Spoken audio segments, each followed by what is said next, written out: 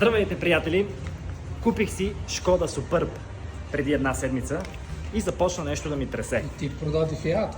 Да, продадох Фиата. Фиата, купи който си Шкода. се катерех на него и си купих Шкода, нали? Продаваш Фиат за Шкода, най-добрия вариант.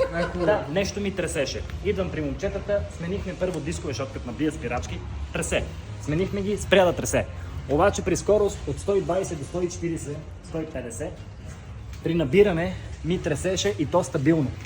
Идваме тук при добрите майстори, мои приятели, и разбираме, че са вътрешни карета.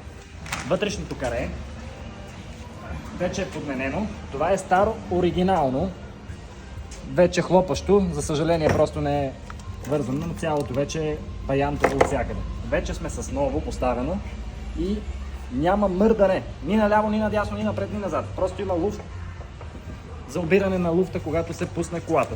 Така и така сме свалили вътрешните карета. Ще сменим и биалетките, които са важни. Те не са толкова зле старите, да кажем, но по-добре да са чисто нови, новите биалетки. Така че предстои да ги сложиме, да тестваме колата и да караме с съобразена скорост, разбира се. Чао! Ако искате да ви проверят и вашата кола на 100% да ви кажат, че всичко е окей, заповядайте в сервиза при момчетата, последвайте ги в Instagram, TikTok. Това са най-добрите! Най-добрите! И климатици правим също. Но тая кола не правим, защото това е всичко окей. И така.